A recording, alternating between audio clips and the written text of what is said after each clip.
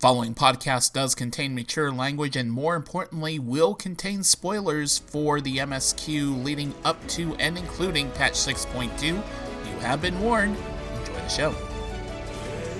From the many realms of Atheris to the distant reaches of the 1st and the 13th via the magic of podcasting, this is episode 22 of A Podcast Reborn, a show celebrating our journey in the past, present, and possible future of Final Fantasy XIV.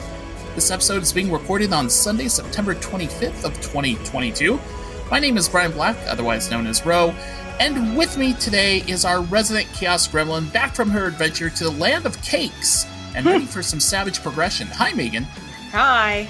I just want to say, if you ever want to appreciate fast travel in video games, you should try some real travel.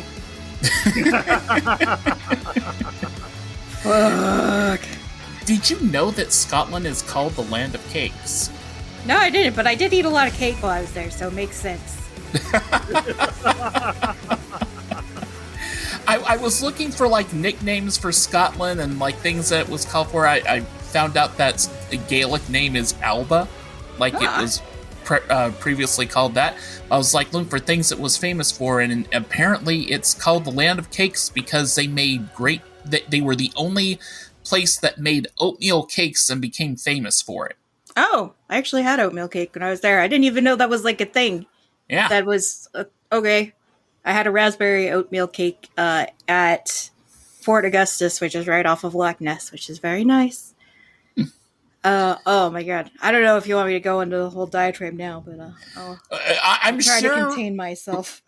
I'm sure we're going to have a Scottish detour at some point, so stay tuned. Also with us, as usual, is an old man who has 5 days left of writing to do, so he better make them count. Hi, Brandon. Hey, how's it going? Fun fact about Scotland. Did you know its national animal is the unicorn? Mm-mm. Yep, and its national flower is the thistle. I did not know that. But in other news, I actually tried to train some fish to use the Aetheryte network. It didn't work very well. Turns out it's because they only have 2 gill. Okay, that was legitimately funny. Okay. That one passes. That one passes. That was not a groaner. I respect that one, and I approve. I mean, I can do worse if you want. No, I'm sure you'll save that for the end. So, yeah, it's been a few weeks. We're recording a week later than we originally thought because someone didn't realize just how long they were going to spend in Scotland. I was one day more than I thought it was going to be, but yeah. One day more. It's okay because not only did it give you time to just get back so you can record, but it also gave you a few days to decompress. And have you had any time to play? I did finish the MSQ. I have not yet unlocked my island, and I have not done Tatari's Grand Endeavor, but I have at least seen the story, and I did do all of Abyssos before I left. Mm-hmm. So, not on Savage, obviously, but on normal mode. The best is yet to come, I'm sure. Yeah. Me and Ward are actually playing until later tonight to try to pug it over on Gilgamesh, because that's on the raiding server cluster. Good luck with that. Mm-hmm. Yep. Let's see. I think this will be the 5th week that the patch has been out, because I think I have 4 blades for the weapon, and I still need to do Abyssos tomorrow before reset to get the 5th one, and then get the 6th one on Tuesday, and then wait a week, and then I'll finally get my weapon. So, yay! Yeah, nice, fun times.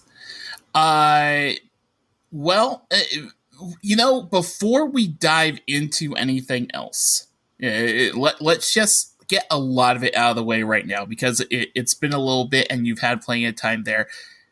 How was Scotland, and is there anything in Scotland that made you think of Final Fantasy XIV in any way, shape, or form? Oh my gosh. All the tea and food. Cakes. There were many cakes. Mostly, so we spent, so my aunt lives in Glasgow. She was born in America, but because her grandmother immigrated from Ireland. She had dual citizenship with America and Ireland.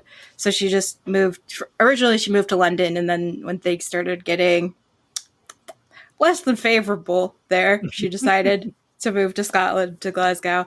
And so I was with my mom and with Ward and my mom's boyfriend. And then but it was my aunt's 60th birthday. So it was like all of these, like everybody, we had like 30 people with us, all in different like Airbnbs at first around the city. And that was really fun. We did like the museum and the like they had a necropolis. That was pretty cool. Although that reminded me more of World of Warcraft than Final Fantasy 14. I was like, we're gonna go to a necropolis. Like freaking. Why did you? You don't know what a necropolis is? I know what a necropolis is. I'm just wondering why you decided to make that noise. Because that's like a what a zombie necropolis sounds like. Yeah. Right? Okay, fair enough. So yeah, that was fun. But the real treat, I guess, was that we had all between the group of us, we had chartered. Let's see, there were 4 boats in my group, and then there was another group that had, I think, 4 boats also, and they're relatively good size. Like they each have like 2 sleeping cabins in them, and like a little living area with like a stove and stuff, and then like a top deck where you can like look at stuff.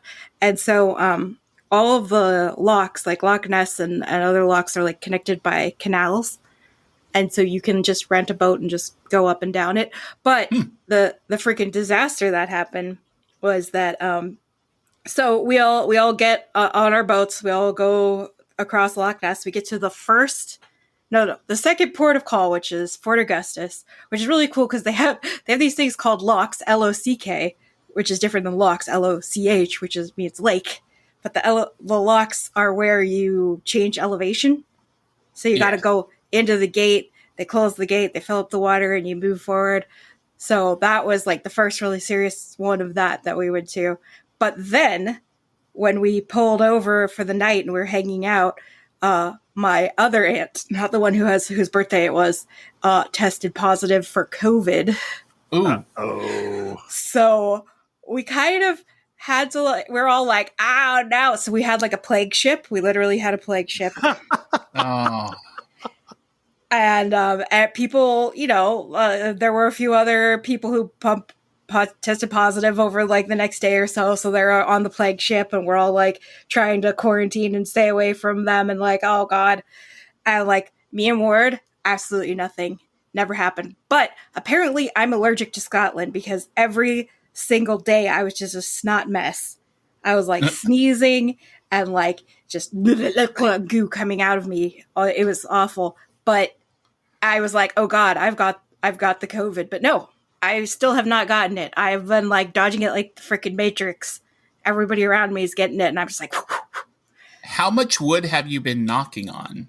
None. I really thought this was gonna be it. I was like, I have a shitty immune system, and everybody around me is getting it. I'm gonna get it. Apparently not. Apparently, are you sure you didn't simply contract the plague of undeath? I mean, I'm not ruling it out. The other, see, I've realized that boats are just not a good place for me to be. So remember how like before I left, I like broke my pinky toe by like getting into a chair too fast? Yes. Imagine that level of coordination on a boat. Oh no. A boat on a lake where if you fall in the water and you're in the water for more than 5 minutes, they're like, call the Coast Guard, you have hypothermia and you're gonna die. Wow. So I was very anxious. I did not fall in, but it was because every time I got on and off the boat, I made Ward come and like give me a hand and help me because I'm like, I'm gonna go in that fucking water. It's gonna happen. But I didn't. But I am covered head to toe in bruises of just like tripping and knocking into things. Oh, and like I tried to draw while we were on the boat and threw out my back, so that was nice. It was a beautiful trip. The scenery was gorgeous. I'm not seaworthy. Well, I'm glad that you made it relatively back in one piece? ? Yeah, it was really fun. We met a guy who's been taking pictures of the Loch Ness monster for the last 50 years. And he gave us laminated pictures because he said the newspaper won't print these. Of course they were won't. Like, they were some very dark spots on the water. Mm-hmm. I will give him that.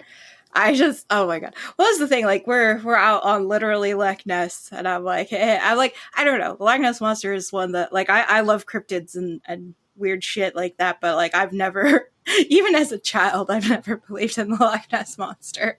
I've never been like, but what if they are? I'm like, bitch, it's a landlocked, it's like, it is a very large body of water, but it's not that big. Are you telling me a fucking plesiosaur is in this shit? No, absolutely not. But, yeah, I don't know, man. Before there was television, before there was the internet, people, they got bored. And they were drunk a lot. You act like anything has changed with the advent of television and the internet. Well, if anything, it's gotten worse. Yeah, it's just that people don't believe it as much. They can stay indoors and watch Netflix. Oh, my God. But, yeah, it was... anime? I've watched more anime. That was the other thing that, like, Ward had an internet hotspot on his phone, and my phone would not work while we were there, so that was fun. So I had the Kindle Unlimited, which has a bunch of manga on it, and so I read a bunch of, like, manga series I never would have touched before, and a lot of them were just really fucking weird. Which that's coming from me. That's a real good point. Well, also, I'm just not interested in the vanilla shit. You know what I mean? Like, I don't. I don't. I don't want to read the, like, rom-com shoujo anime or the, like, normal battle series. I'm like, oh, a manga where people, like, their superpower is that they come back to life after they die from the biggest piece of them that's left. That sounds great. Oh my god. Okay, this manga, it's actually, I really enjoyed reading it, but it was extremely crazy. I already watched the Netflix adaptation, but, like, they did a really shit adaptation because the manga's, like, way better, way more entertaining. But so yeah, these people, they're immortal. They come back to life from whatever chunk of them is the biggest, but they don't like getting their heads destroyed because then they're like, yeah, I came back with all my memories and everything, but I don't know. It's obviously not the same me. There's no continuation, so I clearly died then, you know? And I'm always like, that's a really great question, because a lot of things that, like, have, like, immortality or, like, growing back, like, don't address that fact of, like, yeah, it's like your twin brothers now running around with all your memories. You know what I mean? But, so this one guy has to sneak into a building, and he's fucking crazy. So he chops off his own hand and deep fries it and puts it in, like, a bucket of fried chicken delivery to get delivered into the building. And then once it gets delivered in, he throws himself in a wood chipper and reforms around his fried chicken hand. Isn't that cool? I'm sorry, spoilers for Ajin, but read that shit. It's good. That's definitely not your normal kind of manga. I never thought fried chicken hand would be words I heard uttered on a podcast or pretty much anywhere in my life. I finally watched talking about the thing this whole show is supposed to be about. And right? We've already gone nuts. That's what I bring to the table. The chaos. That's why we love you. I also finally watched Arcane, the anime. I tried to get to the good season of Stranger Things, but I couldn't get through the bad season of Stranger Things. So bad season of that show? I've never watched it. I don't even know. It's like season 3 is a little rough. The second to last one. Like, the last one's supposed to be really good, but I'm just really annoyed with how they butchered Joyce and Hopper's characters. Like, they're just this, like, dopey romantic comedy couple for this, and it made them extremely stupid, and, like, they're just constantly bickering at each other, and it's like, hi, the world is in danger and possibly your children are about to be murdered. Can you two stop sniping at each other like I'm watching fucking, I don't know, How to Lose a Guy in 10 Days or some shit? Like, focus. But the other stuff was fine. But just every time they cut back to them, I'm like, no! So I gave up. Well, Brandon, over the past few weeks, as I already mentioned at the top of the show, you've definitely been writing quite a bit, and people can check that out on your blog and such. What else have you been up to as far as the game and all those shenanigans? Honestly, just with as much time as the Write event has been taking up, I haven't had a great chance of opportunity to play. Whenever I do log in, it's mostly like, okay, what job is next on all my alts to level? I've run Abyssos with the Stars Herald folks a couple of times. Definitely have not been good about making sure I clear that every week. But I'm slowly collecting the casting gear set because it's pretty, and why not? But I mean, aside from that, I just have not had the chance really to get in very much, and I'm kind of sad about that. But hey, we're at the finish line. Just got to sprint the rest of the way through the next 5 days. We can do it. And by we, I mean me. Question about caster gear. Yeah. I see in Limsa, some people have that fiery circle or purple circle on their back. Is that Savage? No, that's that is exclusively on the tanking and maiming sets, I believe. Yep. Really? Mm-hmm. That is lame. Believe me, as in aiming, I'm doubly disappointed because like the fire on that is just like regular red-orange fire, and it's not even in a very cool shape, and like the hood doesn't even look like it literally looks like a goat skull under a hood that is on fire, and I'm like, I mean, if I'm in a certain mood, sure, but this is nowhere near as cool as the caster shit with like glowing horns. Yeah, and glowing like giant purple flame horns. It's awesome. I mean, it's warlock gear from World of Warcraft. It is. It's pretty much, yeah. It's giant fuck off World of Warcraft pauldrons. Like, I would like one of those. I don't want it always, all the time for everything, but one, sure. Yeah, one set's not bad. Let's do it. It looks really cool on Ward's Catboy because he wears little tight leather pants with it.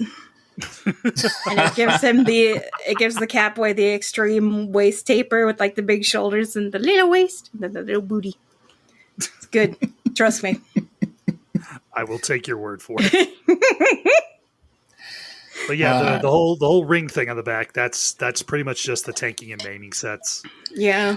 I mean, I get it for tanking because I could see the ring being kind of like, that's their shield or whatever like that. I don't get why maiming gets it then, but whatever. Because Reaper, my friend. Yeah. Because Reaper. Yeah, I guess.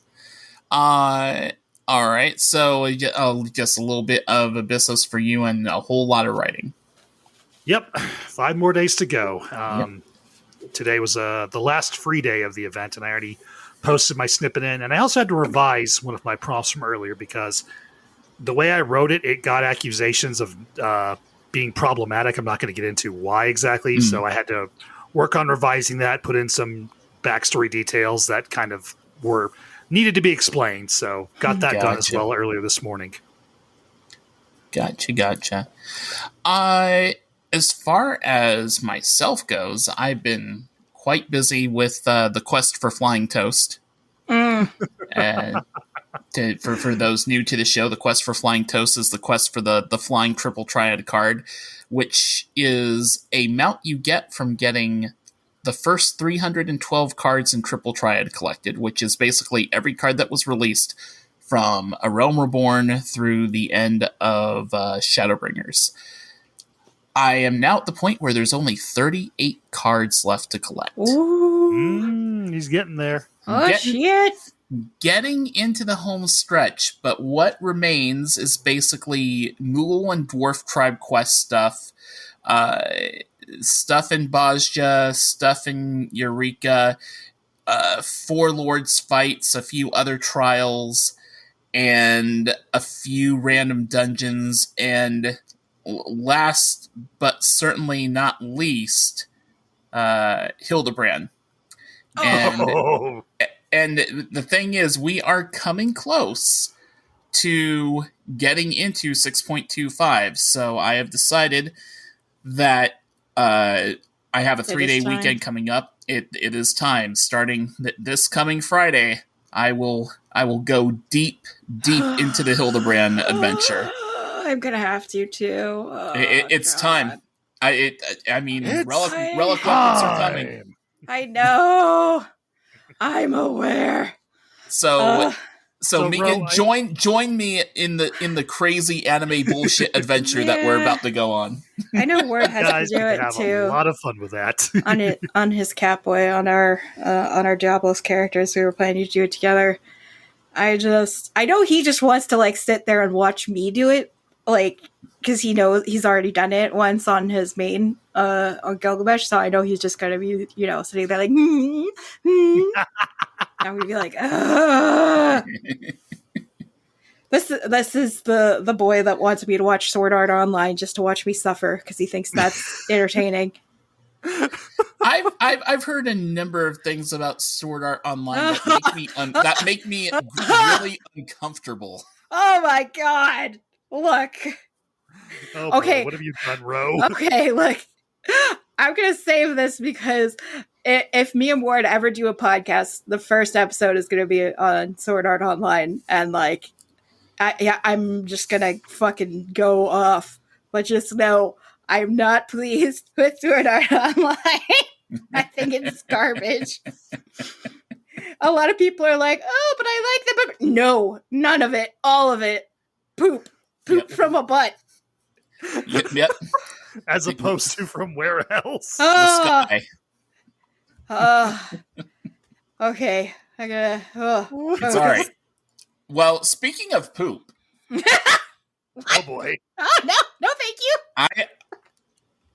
Let me, because in this quest for flying toast. Is it time to talk about it? Oh, it's time. So, like I said, the content for these cards included everything through the end of Shadowbringers. Some of that content is this little thing known as the Nier Alliance Raid series. I love those raids. Oh, well, I'm sure they're doesn't. I'm sure that they're, the pride and joy of many a player, especially people that are fond of Nier. I will say that before I played any of the Nier raids, I actually played Nier Automata and beat it, so I have an appreciation for who the characters are. I was like, oh yeah, I played the game, so I know like the relevance of some of the boss fights and stuff like that. Some of the stuff that they used is from Automata, some is from some of the previous games. But anyhow, I still haven't played it. I just wanted the sexy gear. Right? I mean, who doesn't? I actually passed on all the gear, though. You don't want to be a sexy boy? Well, you see, gear wasn't my priority, Megan. The only thing I wanted was the cards. Because at the end of each raid, 2 triple triad cards drop off the final boss. Now, in an Alliance raid, for those who are unfamiliar, there are 24 people that play. And you would think that by this point, a lot of people that have played the game have done the Nier Alliance Raid series because there was a lot of time that they were out in Shadowbringers and such. So there wasn't a lot of competition for the cards. Every time I went into a raid, there was about 3 to 4 people who were doing the raid for their first time. And I would say about another 2 or 3 people that were trying to get the card that just hadn't gotten the card yet. When I'd already done the first Nier raid before this whole quest for Toast began, and I think I got the card on my first try, because it was in my collection already. But Puppet's Bunker, the second part of the raid, this raid, I hope that I never have to play in Puppet's Bunker again. I hope that when I queue for Raid Roulette that I never see Puppet's Bunker, because I may get PTSD. It's not that the fights were terrible. It's actually the fights were, after the first 2 times I went through it, and through repetition, the fights were easy enough to understand what you stay in, what the hell you get out of the way of, and stuff like that.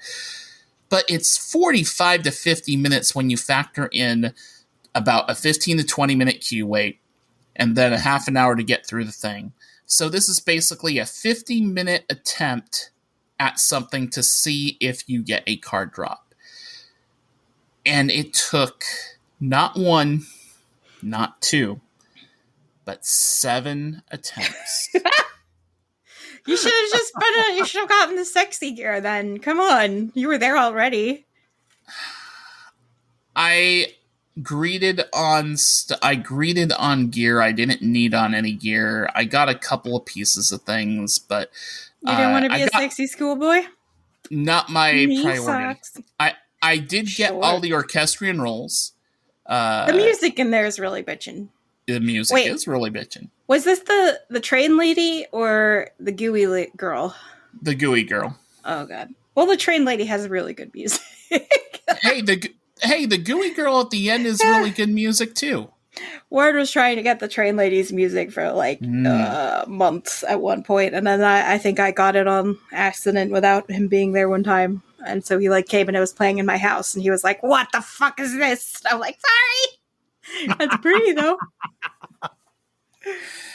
But I would just simply say that it was, man, I mean, in the amount of time that I spent to get that one card, I could have run an unsynced dungeon or trial or something umpteen number of times. Speaking of running an unsynced trial umpteen number of times, the next enemy on my shit list of why the fuck won't this card drop is not the trial you may think it is.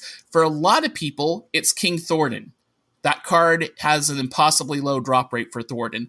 I got it after about 16 tries. Oof.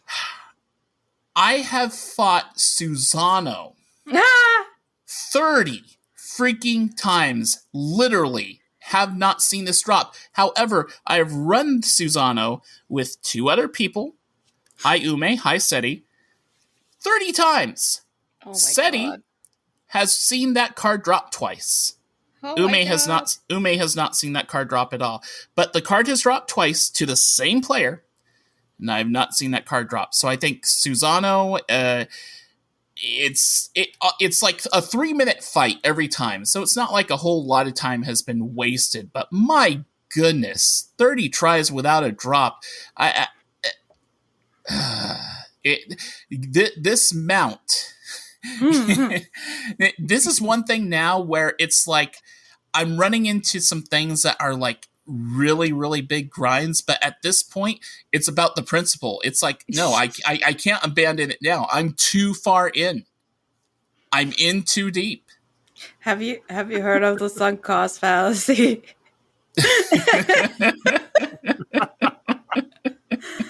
Oh boy. Yeah. I have to admit, Ro, I am enjoying a little bit seeing every time you post some long-suffering comment in the Star Discord. This man here, ladies and gentlemen, has almost been kicked off the show 3 times since the last time that you have listened to me. He has enjoyed my suffering in Puppet's Bunker. What was the third one? I enjoyed your suffering in Puppet's Bunker, and then I was like, oh man, I wanted you to go through the same thing in Tower at Paradigm's Breach. Mm-hmm. What was the third one? Someone that you haven't told me about yet, I'm sure. Well, in that case, let me just say how our hearts sing in the chaos. God. But yeah, so the Hildebrand line opens up, I guess there's a trial or dungeon or something, or maybe both, where there's a card. Sadly, one unfortunate thing about searching for these cards through this one website that tells me like what the cards are and where to find them and stuff like that, I have minor spoilers for like, I know that certain characters will likely appear in the Hildebrand questline, and it's like a little disappointed that I know, but at the same time excited that those characters are going to appear because I had no realization that they were in the freaking game. I will not say what said the characters are for people who are trying to avoid spoilers. I might know. I'm not sure.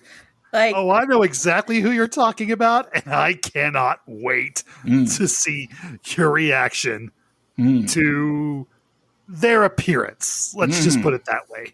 Yeah.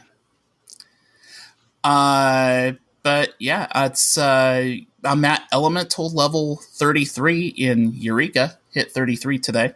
Oof. Woo! 2 more levels, and I can go to Pyros. And hitting 35 and getting the quest to go to Pyros unlocks one of the Triple Triad players. So with 38 cards to go, the way I see it, folks, if I can average 2 cards a week, I'll be happy. And I've been doing a little bit above that average as far as the clip I'm going at. So I don't see this as being something I'm going to get in a month. I see this as something that it will be miraculous if I get it before the end of the year. It's something that I think that I'll get more likely sometime in January or February. But it's been a hell of a ride, and to those who already have the mount, I salute you, because my goodness, this whole process reminds me of if anyone played World of Warcraft, think Mechagon taken to the nth degree to get that wheel mount. Oh, wow. If you wanted that wheel mount in Mechagon, getting the card is like trying to get the wheel in Mechagon, but multiply the difficulty and dedication times 3. No, thank you.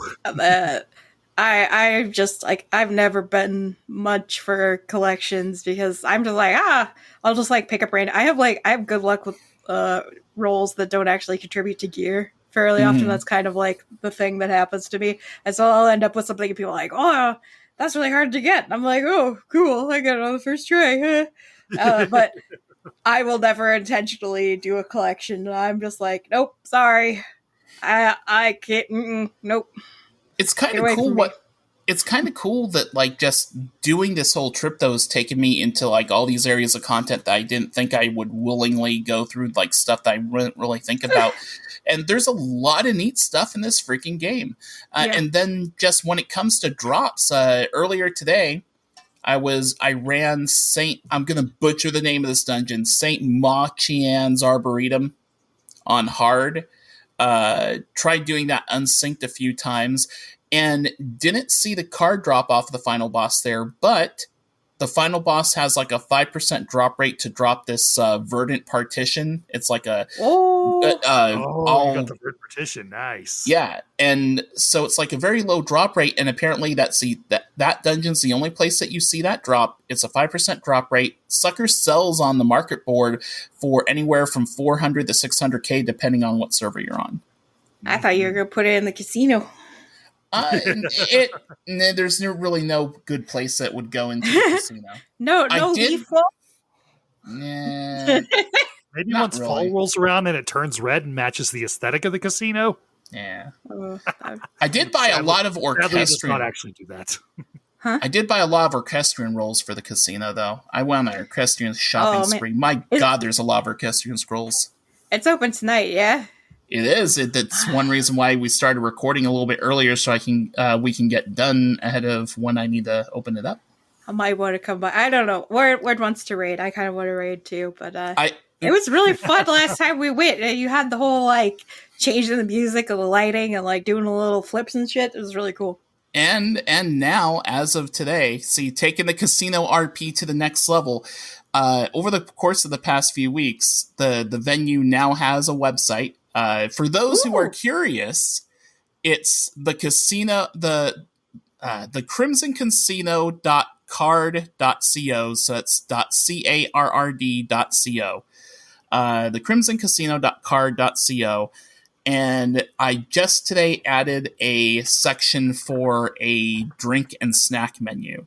And that was because there was a fair number of role players around, and I have a couple people who at times may be serving behind the mini bar down by the table and such. So got drinks and snacks going along. Some of them are custom named and such. I want some of these. These sound delicious. Are you checking it out right now? Yeah. Yeah, I think we both are. Oh, man. Yeah. You have a steak. I'm coming. Maybe But yeah, I'll- the snacks include cheesecake, soft baked pretzels, dried plums, honey muffins, and fresh berries. Most of those ideas were from Zimzimki, friend of the show, who's hardly listened to an episode of the show simply because she doesn't want to be spoiled. So, like, eventually at some point, Zim is going to listen to these episodes when she is caught up on Endwalker, when she's into Endwalker and caught up on Endwalker, and she'll hear her name mentioned like 4 or 5 times throughout the history of this. So, hi, Zim.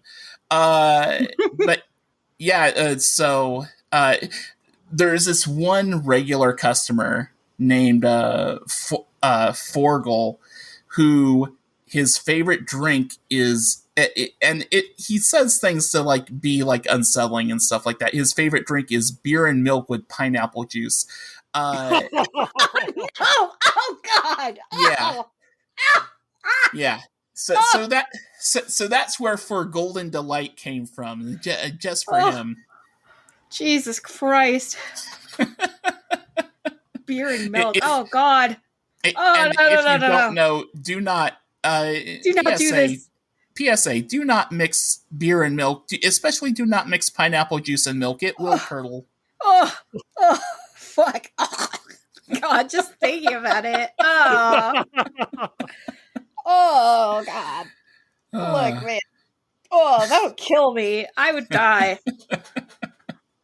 I think this might have just hit the #1 moment on Meagan's most visceral reactions on the show. I take alcohol very seriously. Man, she's responding to this more viscerally than mentioning, a certain NPC. Don't you bring him into this. I take waifus and husbandos very seriously, too. Well, if we fed him that concoction, he'd have the exact same reaction to how he got killed. There are 1,000 ways to die, I'm sure. That's worse than death. Jesus Christ. So, a couple of things I want to talk about before we wrap up and stuff like that is just kind of newsy stuff. There is another live letter coming up, which kind of surprised me because I guess I haven't really just paid attention playing the game regularly for over a year. I always thought live letters were kind of tied mostly to talking about the next patch and stuff like that. Like major content patch and such, but there's a letter from the producer live on October 7th, which will be right before we record our next podcast, basically. It's reflecting on patch 6.2 and looking forward to 6.25. This is like part of the 8th 14-hour broadcast. I have no idea what these 14-hour broadcast things are about. Do either of you? What's the big deal about them? Yeah, sorry, nothing. It's I'm fine. Not well versed enough in it. It's like, please check the 8th 14-hour broadcast. I'm like, okay, what is the 14-hour broadcast and why is it such a big deal? Any of you listening to the show that know why the 14-hour broadcast is a big special thing, feel free to send an email. Ward would know, but but you kicked him out. I did it. He went for a poke walk. Sorry. When we were going to when we told Ward's parents we were taking a trip to Scotland, they bought him a poke catcher so that he could catch them your EU only Pokemon for them. They're obsessed with Pokemon Go. Yeah. Send help. I'm guessing that they may explain a little bit more, not a lot more, but a little bit more about just how the relic grind is going to work in 6.25. Like they won't do story spoilery stuff, but maybe mention what elements of the gameplay are going to be tied toward leveling up. I feel like the Criterion dungeon is going to play a part with the relic weapon for sure. And it is entirely possible. And just like with Shadowbringers, with Bajja, they tied in Heaven's Ward Fates, right? Yeah, that was basically the alternate progression path. You could either collect the items you needed to farm in Baja, or you could go grind Heavensward Fates for them. So then my next question is, will they try to do something with Stormblood Fates? It's just kind of like almost as an alternate progression path, like for people who don't want to run Criterion dungeons, such like that. Those are just kind of ideas that are tossing around in my head. The thing I'm really hoping to see from this live letter, I want to see what some of these weapons look like, because that literally could make or break like just how interested I am in this thing. Because I mean, correct me if I'm wrong, but the power level of these weapons won't be as strong as the weapons that we get from doing Abyssos, at least at first. You gotta level them up. That's the thing. Like, they'll be okay at first, and then at the end of a long grind, they're usually the best you can get. But I don't know. Like, I literally have not been paying very close attention. If memory serves, when the patch, generally, I think when they debut, they're pretty easy to get the first stage of, and I think that's all we're probably going to get in this patch is like, okay, here's the first stage, and it won't be that hard to get additional relics, because that's how the Shadowbringers weapons work. You basically just completed a quest chain, you got your first relic, and then subsequent ones, it's literally spend 1,000 poetics, and you can get an alt-job starter relic weapon. Now, going forward, you had to grind hardcore to level each of those up. But I believe that by the time the expansion is over, that should be the strongest weapon you could get in that expansion. Yeah. Now, while you're leveling it up, it might be comparable or maybe like 5 item levels or so behind the highest tier raid weapon that's currently out. But it's basically designed to be like, hey, here's another way to get a really great weapon. Yeah, that's the thing. I'm super curious about what the hell it looks like. Like, that's what I really want to know. Like, Hildebrand weapons, what the fuck does that mean? I mean, the quest line talks about it. You have the best blacksmith and the best goldsmith teaming up, right? So these got to be some glitzy pieces of badassery. Yeah, I want to see, like, are they shiny gold? What are they? Do they have cactars on them? No, I'm okay please. with that. Yeah. I don't. Cactar. Well, I don't think they would, just because I think that takes something away from Gold Saucer stuff then. But what if it's like a super mega fancy cactar? It's getting glammed over, that's what. Okay, I will say this. I would be amused if dancer weapons were just giant cactuars. Oh my god. I would love that. Like, they're just like hanging onto your hands, and then you can just like throw them. Yep. Great. I love it. I already have the monk weapons, the like giant like cactus fists, which are hilarious because in PvP, because you die a lot in PvP, and when you die while you're wearing those, they like drop off your fists and they bounce on the ground. I'm like, have I been punching these people with like inflatable balls? Yeah, I can't see them being like of a meme design, just because people would kind of revolt about that, because these are supposed to be the coolest, best looking weapons you can get in an expansion. Your mileage may vary on whether or not you think they're the best. Cough, the Shadowbringers second stage ones all looks like garbage, but I'm guessing it'll be like freaking what is his name, Godbert and Geralt are going to take this real serious. They'd be like, behold the pinnacle of our combined craftsmanship, and it looks real fancy. I think Geralt's going to take it serious and Godbert's not.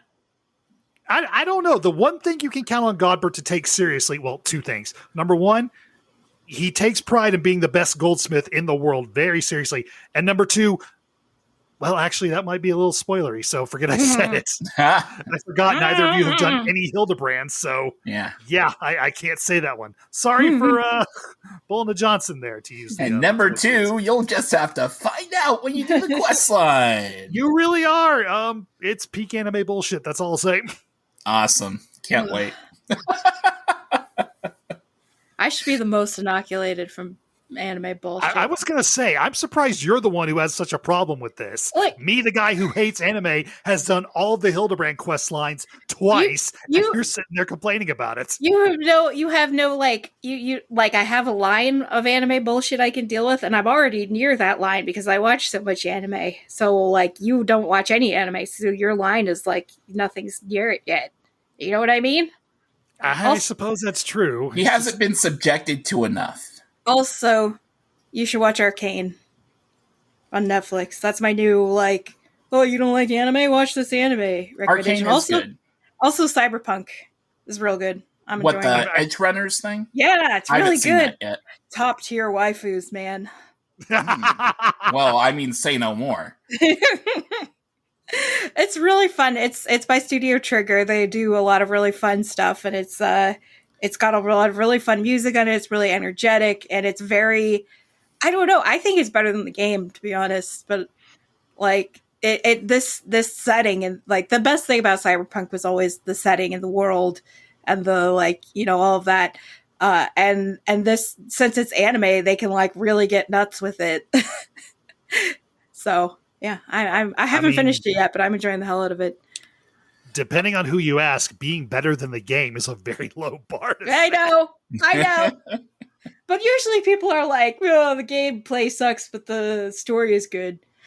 So, speaking of story, a masterful segue there that you set up for me.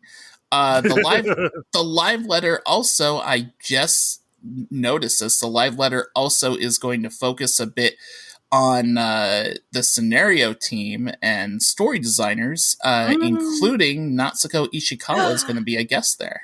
Yay! For those not in the know, she is a senior story designer and one of the people responsible for a lot of the stuff that you have experienced in Shadowbringers and Endwalker. I was going to say, look, at any point in this game, did you have your heart ripped out of your chest? She's why. I would also say, those tears. Did you have your heart warmed? And she is also why. But also true. I'm surprised you haven't asked me about my waifu appearances or my waifu opinions about the new MSQ, because like I just finished. That is a good point. So how do you feel about Zero? I do love a sexy vampire lady. And I think that she is breaking people's minds because she's sexy, but she's not sexualized, which for a female character, a lot of people are really not used to that. They're like, oh, I'm used to being attracted to a woman because big boobs and sexy outfit. But like, she's just really cool. And it's like, yeah, dude, you can be attracted to people because they're really awesome. Like she's got this dismissive charisma to her. Oh, she does. Yes. She's like a sexy vampire lady, like, but also like, oh, I really want to impress her. I want to make her feel things. I could be the one to reach her. And I'm also like, oh, you like apples? Wait till you experience sex.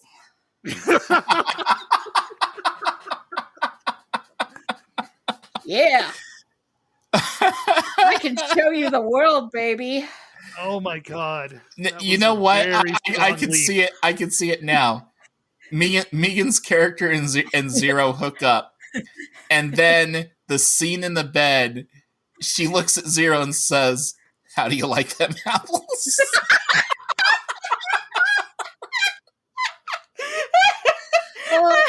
That's how my War of Light dies. Oh, Lord. Oh, yeah. Dear Lord. What have you inflicted upon us all? Oh, I thought that, also, like, the fact that the fucking Shadow Realm is just, like, 4 o'clock. Like, Jesus Christ. Also, everyone's Italian. That was cracking me up. I'm like, they needed the accents. That would make this great. So, as was mentioned in the last episode, this was also brought up. Yeah. Oh, okay, so you did hear the last episode. Yeah, the whole Dante's Inferno thing. It's like I didn't realize that while I was actually playing it, and so I'm just like, why is everyone Italian? What the fuck is happening? Where the hell is Pinocchio in all this? I'm like, where's the shadow spaghetti? Oh my god. The shadow spaghetti. Well, wait, isn't that what the trial boss is? Oh, Shadow that's spaghetti? true. Oh my god. That's No, not spaghetti, that's hair. That's I us mean, and that's angel us. hair is close to spaghetti. Oh, So. for God's sake. That's us invading her hairy nest. Okay, that's wrong. That's wrong. Oh. That's We're wrong. right in that crevice, you know? Yeah. Jesus Christ, make her stop. Vengeance is mine, bitch! It's the reason why this is definitely rated that kind of podcast. Oh my lord. I just thought it was hilarious when she like wrapped up it all of her hair and then she like squatted and her ass grew like 3 times. I was like, oh no, okay. This explains a few things on my Twitter timeline. You know what? I mean, I have a Twitter timeline that has some of that stuff, but not once did I see anything that made me think about that. Oh my god. Well, okay, there's a lot of like, oh no, she has sexually wrapped me up in her hair. There's a lot of like, she's like drawing her in her normal form, but you know, thick booty. Because you gotta. And a lot of I fully support shipping Zero and Y'shtola with like sexy vampire poses. Like, why not? Go for it. Like, ew, I'm taking some of your ether now. I just gotta lick your neck to do it. Like, yeah, okay, sure, why not? Have fun. But I don't like the idea of like a person entirely wrapped up in hair like a mummy. Like, that's just so fucking gross to me. Imagine touching that. Yeah. I don't want that. I don't want that on me. No, thank you. No, thank you. Question for you. Sure. Do you think we're gonna fight Zero at some point? Maybe, but I don't know. She's so in the trope that we always have of like, we go to a new place and we find a sad / dark person and then we make them be our friend. And like, maybe we'll fight them, but if we do, it'll be like to knock sense into them and then they'll like come around in the end. The fact that she's like already friendly with us, she's a kudere, which I know that you guys don't know what that means, but it means that she's like really cool, and I'm just like cool with her emotions and like aloof and everything. But like, she secretly cares about you, but she's like trying to make it seem like it's logical or like it's whatever, and like she doesn't like you really, you know. And I feel like we haven't had that really. Was it yet? We've got Estinian kind of that vibe. Yeah, a little in the beginning, but now he's just dropped the act. Now he's just like, "Hello, my friend." Right, but I mean in the beginning. Yeah, no, he was, but now the box is empty. We need one. It's, I guess she still is a little bit, but not really. All the Scions are just like, "Hello, my friend, my best friend ever that I love." Well, see, and that's an interesting point that you bring. It's like with a lot of the Scions, because of the story that we've gone on the journey and stuff like that, we've reached this kind of like level of closeness with so many characters and such. It kind of makes me wonder. I mean, I know that the Zero name and stuff is red flags because people think, oh, Final Fantasy 4, Zero, Zeromus, and all that stuff. I think that's a red herring. I kind of wonder if Zero may end up becoming a regular main character for wherever the heck we're going next. I mean, it may not have even much of anything to do with the 13th.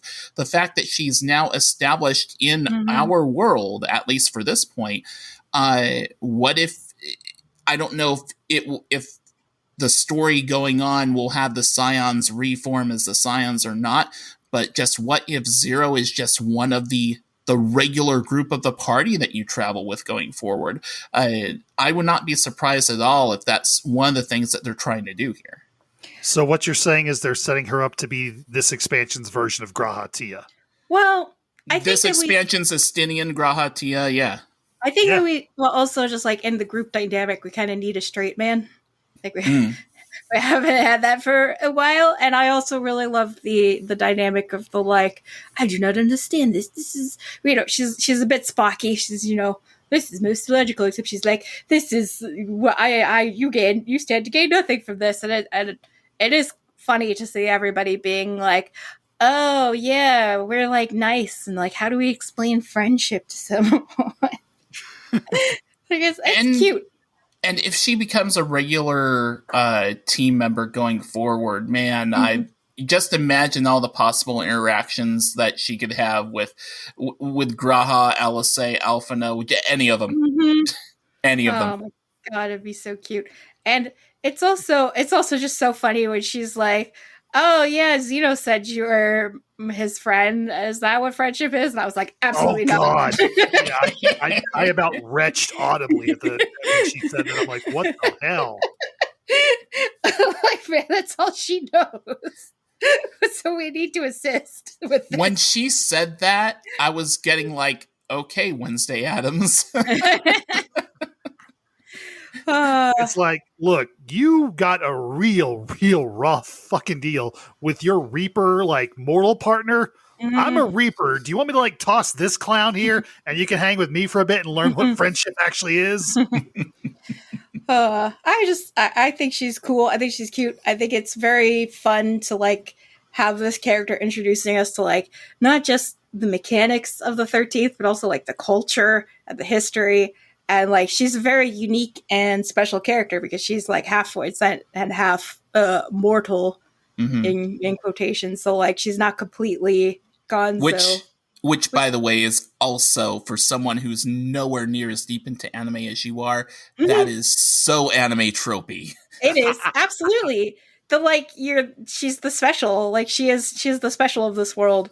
Like, she has her destiny and she has her auspicious birth and, like, all of this, like, like, my mom was pregnant with me, and then I got corrupted by the shadow, and now I am a half vampire. I'm like, oh god. I'm the last one with the crystal powers. Yeah, exactly. It's super anime, and I am totally here for it. And, like, I do feel like we met the main character of the 13th. Like, there's its own anime going on. Oh my gosh! Over there. You totally just made me think of another thing. Something that I was going freaking crazy about with Brandon about. Okay, this is okay. This needs to be talked about.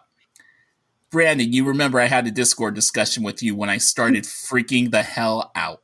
I know what I'm talking about. It was hilarious. Okay, so for people who have played the storyline, there's spoilers for this stuff going on, obviously, but in the scene where Zero is in Thavnair, shortly after she wakes up and is sitting at the table, when Zero starts talking, you hear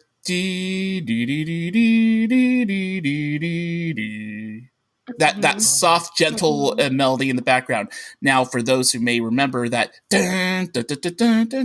you get that music when you fight the Ultima weapon, right? You get the powerful music when you fight the Ultima weapon. It's called the Maker's Ruin.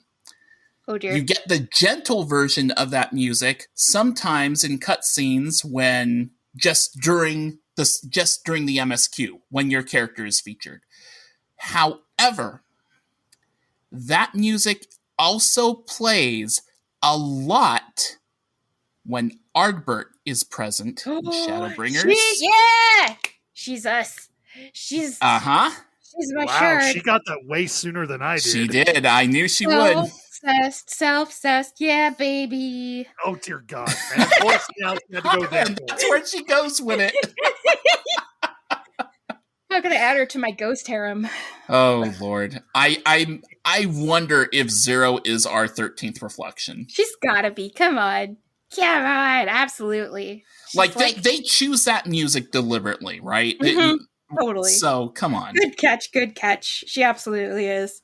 Like, she is the special of her world, and like she had a hand in the current, the calamity that didn't actually completely blow up their world, but she tried to stop it, but did not. I'm curious. Oh, you guys might not have seen this because you haven't really done all of the role quests in Shadowbringers, have you? No. Mm-mm. So you remember that kid who says he's from the 13th that shows up during the Warrior Triad quest line?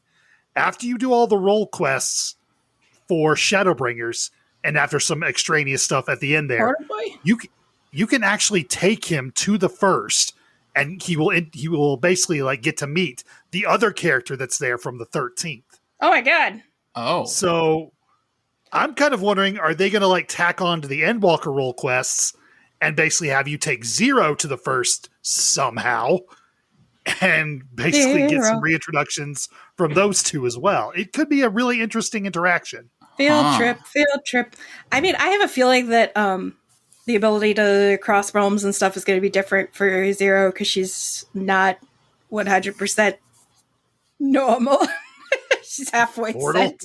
Yeah.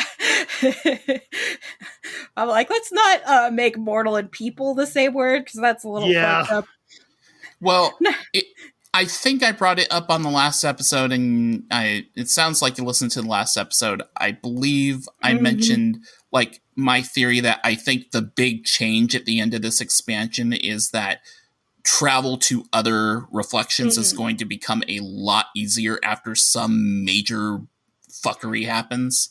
Well, we did figure out how to open a void gate using a fake Atmos. So maybe there's some way to use the Atmos to open up a gate somewhere else.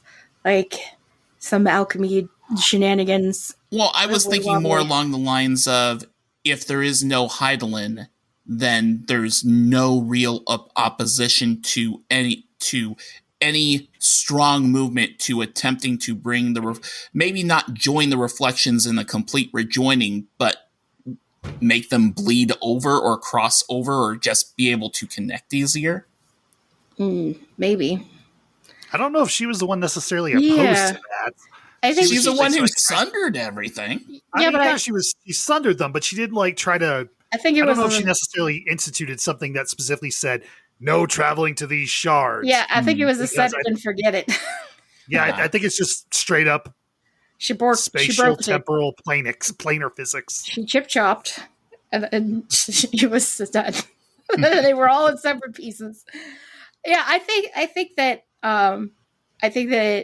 it's going to be more along the lines of like, because we've seen Y'shtola working with the alchemist, and she had a big hand in making the void gate and everything. I think that she's going to be the one that figures out a more reliable way to do it. And it's going to be cool. I would really like to see like Reen and Gaia come. Exactly. Please give me Reen back in the trust system. Thank you. I would love to have like, cross whatever, like characters meeting each other. That would be really cool. And like, they would be solid characters to have as part of the main party going forward too. It'd be nice to just have some shuffling in and out. Like, I don't feel that we necessarily need Dad Cred and Urianger for next expansion. Go ahead and bring Reen and Gaia back in. Hell, make Kryl a main character now instead of just a secondary character every once in a while. Bring in Zero, add in one or two more people, make Estinian more of a thing, make Alice and Graha more kind of like the leads and stuff like that. But there's definitely room and space to do a couple of additions and some shuffling around and just reprioritizing of who we adventure with. I really want a time skip where the twins grow up, and I know that a lot of people don't want that, but I do, because I just think that would be really cool. And exactly. I like them. They're very cute. They're very fun and spunky as teenagers. But I know that this is an anime game. We gotta have some freaking teenagers, but we can find more teenagers. God damn it, there are teenagers everywhere. Hey, the major change coming to the world could be the time skip. You never know. I would like that, and I think it would be cool to just like have everybody be able to just get a bunch of character development off screen, and then we can like learn about it as we go around and visit them and reconnect with them. It could even be like, oh no, the Warrior of Light has been thrown into a portal, and they thought it was 5 minutes, but they come out and it's been 5 years. Well, that is anime bullshit that could happen. Oh yeah, man. Yeah, I have like 3 ideas I would like to have come out of that. Number 1, have a. Okay, that was weird. let's have the twins, go through their growth spurts. Number 2, let's get Kryl and freaking Tataru combat trained because. Oh yeah. Why not? I mean, go to my brilliant idea. Go have Tataru learn to be a machinist, please. That would be great. Oh my fucking god. It would be. It's hilarious. And number 3, she could learn since from we've got, cross shard travel happening again, let's just yeet G'raha back to the first and make him take over as president again. So we don't have to deal with him anymore. Oh, fuck off. G'raha stays. That was exclusively for you, Meagan. G'raha stays forever. You deal with it, goddammit. We're married now. Your Warrior of Light is married to him too, whether you like it or not. Absolutely not. Well, I think on that note, we're going to go ahead and wrap things up for now. Like I said, next episode that we have, who knows how much there's going to be to talk about for far as the live letter goes, but I have a feeling, live letter or not, I personally cannot wait to hear Savage progression stories from Meagan, because I kind of miss them. It's not just going to be Savage progression, it's going to be pugging Savage progression. So, and dear Lord, that's even worse. And Hildebrand adventure time. Oh, God. Yes, it's gonna be a fun episode. So definitely look forward to that. Meagan, I'm gonna make a commitment here, folks. Yes. On my second alt, my Femro, I have not done any Hildebrand. I'm gonna do it before the next episode, just so I can suffer alongside you all. Nice, nice. So it'll be a Hilda Bonanza. God damn it. All right. Well, until the Hilda Bonanza, Meagan, where can people find you on the internet? On Twitter at CatMomMeagan, all one word. That's where you can find my webtoon posts, or links to my Tumblr where I post my art, although I also post most of it on Twitter anyway. And you could see 1 million pictures of Butterscotch, my chubby cat, who we had to take to the vet to get chipped because we don't want to lose her. And we were like, oh, she's been stressed since our trip where we see she's not eating as much. And the vet put her on the scale. She's like, nope, still gaining weight.